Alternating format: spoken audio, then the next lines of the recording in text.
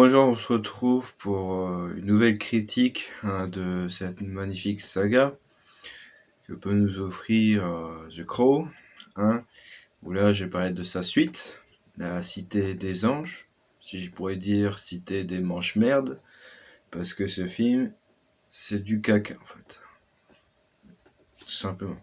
Bon, sans plus attendre, je vais quand même parler un peu du film. Donc cette fois-ci, ce n'est plus le même personnage que dans le 1. On pourrait se dire, bon, après, à la fin du 1, il revient près de sa femme, donc pourquoi pas, mais malgré tout, c'est emmerdant d'avoir une nouvelle adaptation. Finalement, on est habitué à ça.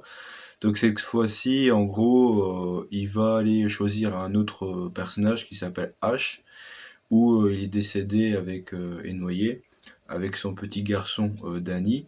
Parce que pauvre gamin, il entend du bruit, il sort et il se fait attraper par un gang. Et tu as le père qui veut protéger son fils, sauf que le gang a vu ça et ils veulent tous les deux les noyer.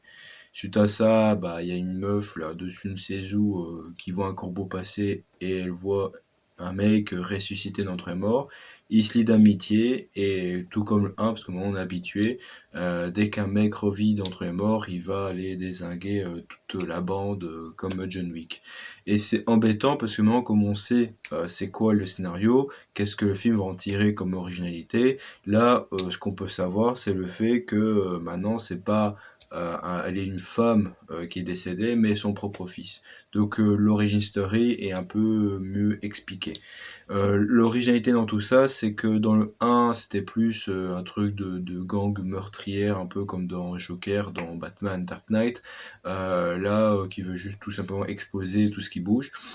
Bon voilà, ça je vous ai dit, je sais pas pourquoi ils font ça, bref. Et deuxièmement, là dans ce film, c'est plus un gang de drogue, où là c'est un peu plus justifié, parce que c'est un mec qui veut juste vendre de la drogue, sauf que là-dedans, c'est un peu comme dans le film Lucie, où justement il y a des poches qui vont te faire rentrer dans ton corps, et ça te permet de faire exploser tes organes, quoi. Donc finalement, ça pour le coup c'est un peu plus allez, le méchant est un peu plus original que dans 1 parce qu'à part tout fait détruit dans 1 il y avait pas grand chose. Là j'ai bien aimé le 2 parce que voilà on voit que le méchant il y a plus de profondeur. Et également aussi il faut pas oublier que cette jeune femme comment il s'appelle déjà H. C'est marrant le mot H ça me fait penser à Sacha de Pokémon de Bourg-Palette, bref. Mais cette jeune femme qui s'appelle Sarah, pendant tout le film, malgré tout, elle va teaser un certain amour pour le héros, parce qu'on le voit bien à travers ses yeux, que même au début du film, je pensais qu'ils étaient sans presseur, qu'ils sont vus à peine 2 secondes.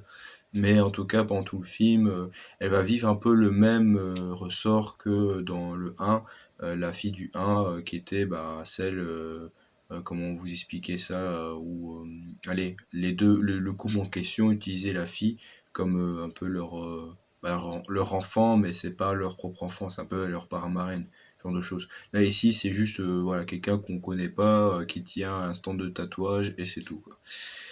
Bref, donc c'est à peu près ça pour mettre en contexte. Maintenant, on va repasser au top et au flop. Et oui, parce que je vais repartir sur mes anciennes formules, parce que ça m'arrive des fois de revoir mes anciennes vidéos, et je trouvais qu'il y avait un peu plus de... Comment vous expliquer ça? Il y avait un peu plus de profondeur, parce que à part, oui, parler comme je fais là, mais j'aimais bien des fois faire des chapitres. Donc je vais me relancer là-dessus, et un peu mieux décrire mes idées dans une fiche comme ça. Donc si vous voyez un peu mes yeux partir, c'est juste parce que je lis mon propre texte pour pas me perdre et essayer d'être un peu plus fluide dans mes propos.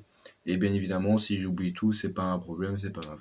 Oui, j'ai tendance à beaucoup dire ça dans mes vidéos, mais parce que des fois j'ai envie de parler à cœur ouvert, bien évidemment. Donc là, sans plus attendre, on va passer au top.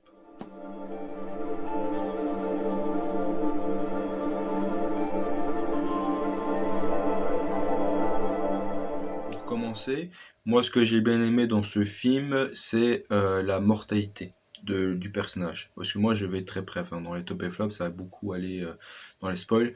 C'est que pendant tout le film, tu le vois en mode super héroïque, un peu comme dans un mode nana, ah, je vais tout vous péter machin. Et là, comme à la fin, le méchant a mieux compris comment piéger le personnage, quand il se fait attaquer, tu vois vraiment qui se prend les coups. Alors que dans le 1, même s'il se prenait des coups, il se relevait facilement.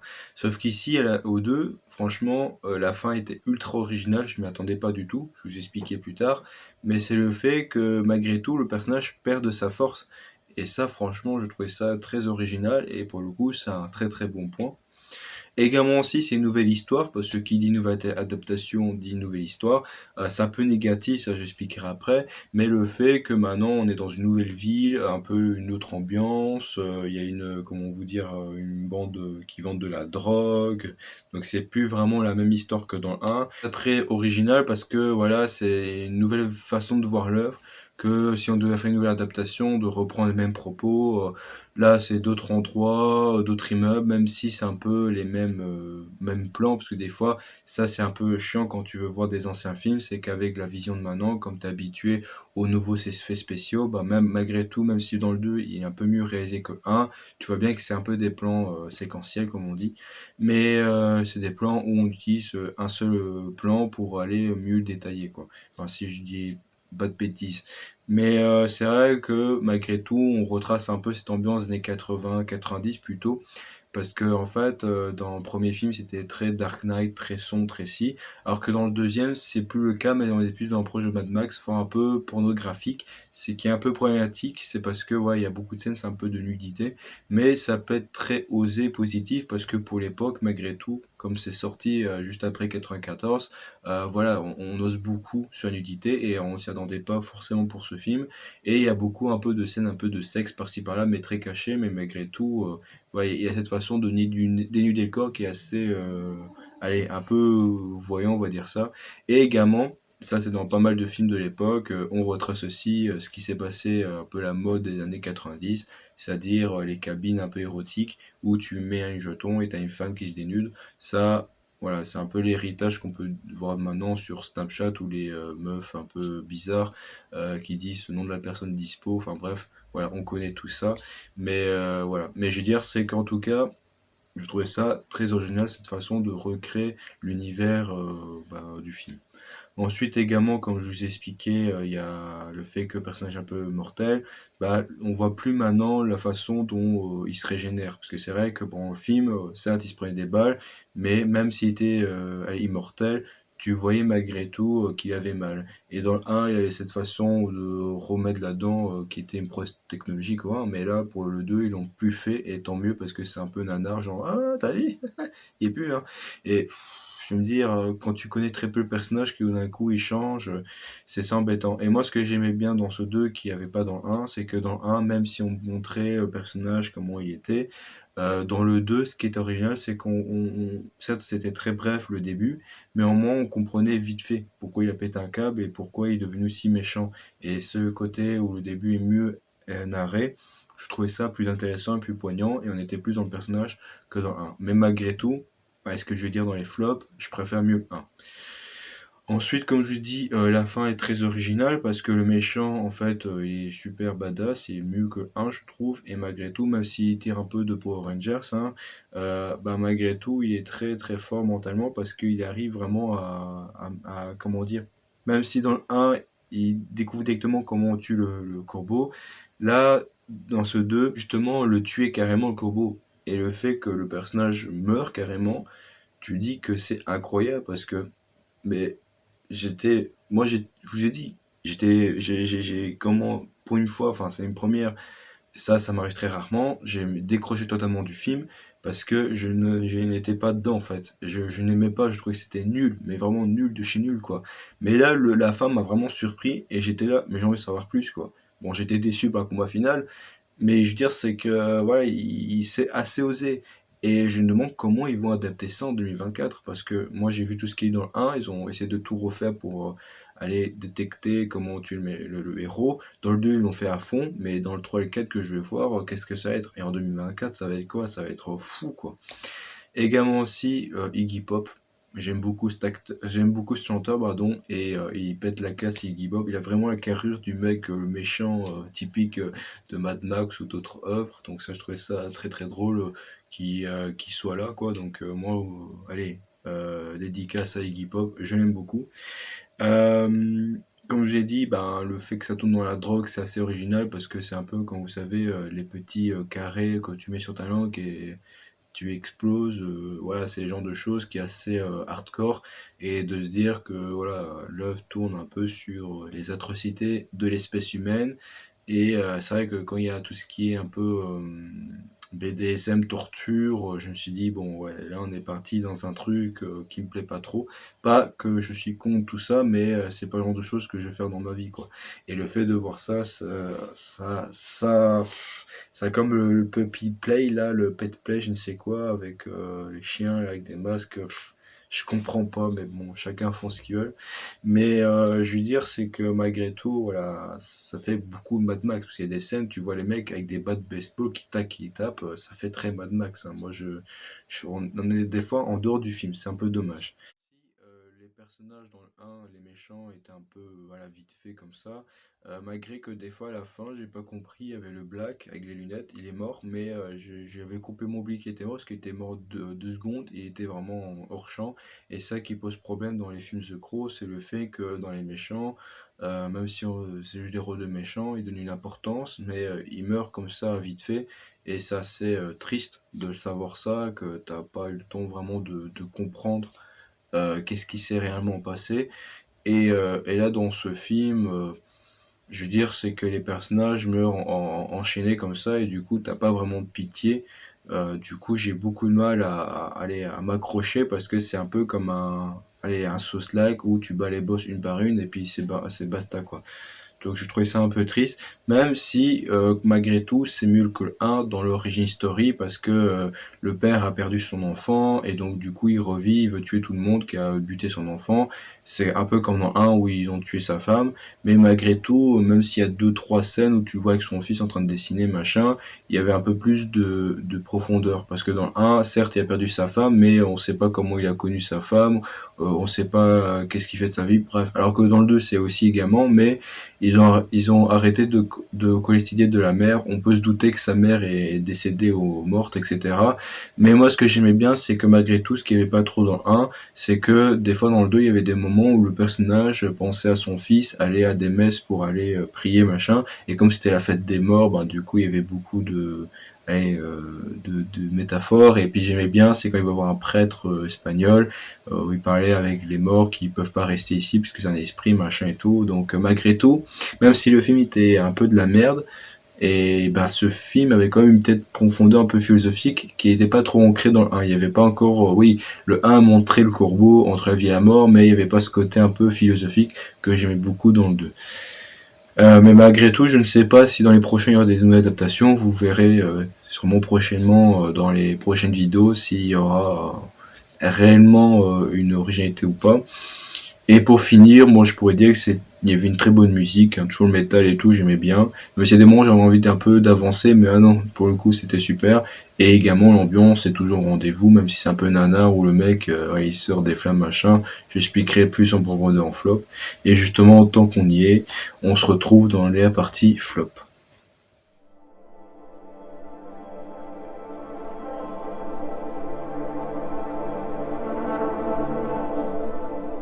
On se retrouve dans la partie flop. Là, prenez une bonne inspiration parce qu'il y a des choses à dire. Déjà, première chose, c'est une nouvelle adaptation. Bon, comme je l'ai dit, moi, les idées sont un peu en zigzag, même s'ils se répètent, c'est pas grave, j'essaie de faire ce que je peux. Le problème de ce film, c'est le fait que bah, c'est une nouvelle adaptation. Et moi qui n'ai pas lu le comics, je suis frustré parce que je me dis, mais pourquoi on veut toujours refaire encore et encore des adaptations, c'est chiant. Certes, je l'ai pas dit dans le 1, mais il y avait aussi le fait que si ce film serait tourné maintenant et que l'acteur serait décédé, à mon avis, le film serait pas sorti. Là, ils l'ont sorti parce que c'est le fils de Bruce Lee, pardon, mais également aussi peut-être parce que avec la nouvelle technologie, il aurait peut-être ressuscité, ce qui est un peu bizarre, mais bon, ça aurait pu le faire. Ils ont fait pour Harrison Ford quand ils l'ont rétréci étant jeune. Mais là, pour le coup, avec l'adaptation, moi je n'apprécie pas parce que, ok, tu redécouvres un nouveau personnage, mais c'est un peu comme les films Halloween, hein, vous le savez, vers la fin, non pas Halloween, c'était Exorcist, oui voilà. Bah vous le savez, vers les derniers films Exorcist, pas celui qui est sorti, mais bah, il y a le même film avec le même acteur, mais tourné différemment, c'était embêtant. Et je me dis, voilà, pour ce film, c'est embêtant, mais ça peut être positif parce qu'on voit une nouvelle façon de le transcrire, mais je veux dire, enfin, faites une suite, ne faites pas une nouvelle adaptation, surtout que c'est sorti quelques années après. Mais bon. Ensuite, c'est plus le même pouvoir. Finalement, on est perdu parce que le mec, il pouvait lire dans la pensée des gens, tout ça. À un moment, il touchait une personne, il pouvait plus lire. J'étais un peu, mais c'est pas l'essence même de The Crow, et là, c'est pas le cas. Également aussi un peu la vision du corbeau, parce que des fois, le corbeau qui apparaît, mais il voit plus à travers le corbeau, ce que j'aimais bien dans le 1. Il y avait ça aussi, ce côté dans Mission Impossible, le tout premier, où on voyait à travers les yeux des gens, et je trouvais ça très très bien et très original pour le coup. Et là, ça m'emmerde royal qu'ils l'ont pu utiliser. Donc le copeau sert juste d'appui. Et quand ils utilisent sur l'épaule, tout ça, c'est pour faire le gaillard. Je veux dire, il y a Rimé à côté, il peut mieux le faire, quoi. Mais je veux dire, vraiment, le coup pour. Ouais, j'ai l'impression qu'ils ont utilisé l'essence du personnage, mais qu'ils ont délaissé bah, j'ai pas le terme, mais un objet fixe important pour un corbeau. C'est comme on pouvait dire un Deus Ex Machina, enfin, un genre de choses, ou un personnage ou un objet très important pour le film, et ça me fait chier que, ouais, il l'utilise pas à 100%. Ça me saoule. Donc j'espère que la suite va me dire autre chose. Comme je vous dis, le début, certes, il y a moins de choses à dire, mais c'était très profond. Mais malgré tout, ça restera quand même bâclé, parce qu'on voit juste que le père avec son enfant, il dessine, puis l'enfant entend du bruit, il sort, et un gang, il tapote, et puis ils sont encerclés, ils noient, et paf, ils sont dans l'eau. Certes, ils ont utilisé un peu les mêmes ennemis que dans le 1, surtout pour la femme, et ils sont un peu... Sont dit glow up et c'est glow down, quoi. C'est vraiment nul. Il n'y a plus de charisme. Ça, dans le 1, c'était nanar, mais au moins, il se suit à fond. Là, c'est dans le nanar, mais nul, quoi. Et là, début très bâclé, parce que très clairement, voilà, il meurt comme ça, et puis après, il revit, basta. Et c'est ça le problème dans les The Crow, c'est que on n'a vraiment pas le temps de découvrir le personnage. Et j'aurais même s'il dure 2 heures, 2 heures et demie, qu'on prenne le temps. Et j'en ai marre de ces films où il bâcle, et après, hop, il revit, puis voilà, quoi. Et c'est pendant le film qu'on apprend ce qui s'est passé. Ça peut être très intéressant si c'est bien réalisé. Comme dans le 2, à un moment, il y avait des moments où, certes, il tabassait les gens, mais il rappelait son fils, et c'était très bien. Alors que dans le 1, certes, il rappelait sa femme, mais c'était pas assez poussé, quoi. Sauf à la fin, où malgré tout, c'était très bien fait, à la fin du 1, où tu le voyais voir sa femme, machin, à travers un rêve. Donc ça, j'ai bien apprécié. Mais je suis désolé, mais dans ce film-là, le 2, il y a un manque à gagner, et ça, je suis triste. Également aussi, en parlant de fin, moi, je veux mettre la vidéo en fond d'écran pendant que j'explique, mais regardez ce qui se passe là. C'est quoi ça? Mais c'est vraiment un nanar. Mais je ne peux pas. Vous pouvez comprendre pourquoi je ne rigole pas devant ce film. J'étais là, mais j'ai dû repasser plusieurs fois ce passage pour me dire, mais c'est pourri quoi.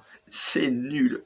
Déjà que le mec il meurt et il revit par le pouvoir des corbeaux. Alors que le gars il a bu le sang du corbeau, il devient super puissant et après il dépasse le monde. Tu vois, un peu comme c'est un peu, j'ai l'impression qu'ils ont vu Dragon Ball ou même Dragon Ball Evolution sorti, je ne sais quoi. Mais t'as le personnage qui tue le méchant et il revit en mode haha, je suis là un peu à la fin de Street Fighter, tu vois, le côté ah, je suis méchant. Mais sont sérieux 2 secondes.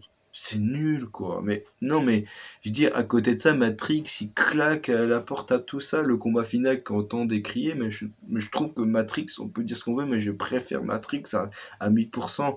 Avec John et tout, je préfère. C'est vraiment n'importe quoi. Je, je veux dire autre chose, mais. Et pour revenir, pour m'achever, achevez-moi, mais il y a une des signatures. Je suis. Mais c'est quoi ça en fait?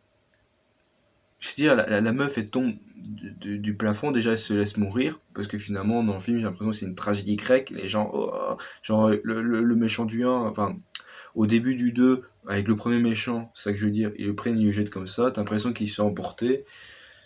C'est vraiment un peu des films italiens quand t'as Suspiria dans le 1 aussi également, quoi. C'est vraiment, bah, c'est nul, quoi. Je, je sais pas quoi vous dire d'autre, hein. C'est n'importe quoi, ça. Bref.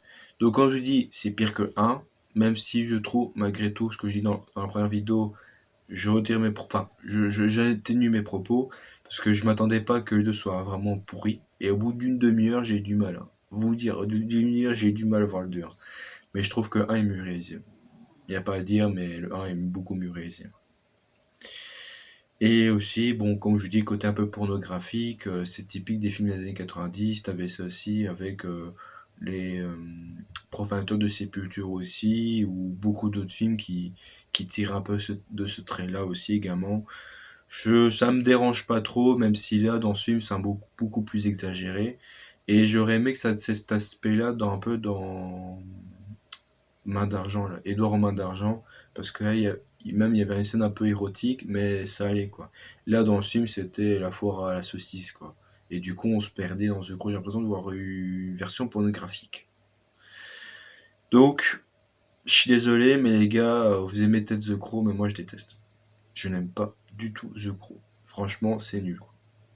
À côté, Retour vers le futur, même année, enfin même époque, je dirais, était bien meilleur, quoi.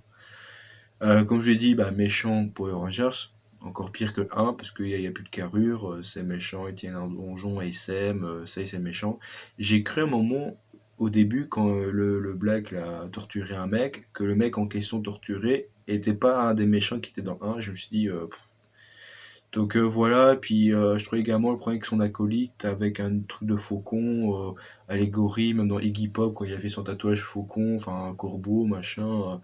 Bon, Iggy Pop, c'était beaucoup plus atténué, ça j'aurais pu dire en top, mais j'aimais bien, c'est ce côté avec Iggy Pop, avec son tatouage, qu'il pensait que le monde était contre lui, parce qu'il y a un personnage qui se dérobe en tant que corbeau, et il y a un tatouage de corbeau, donc voilà.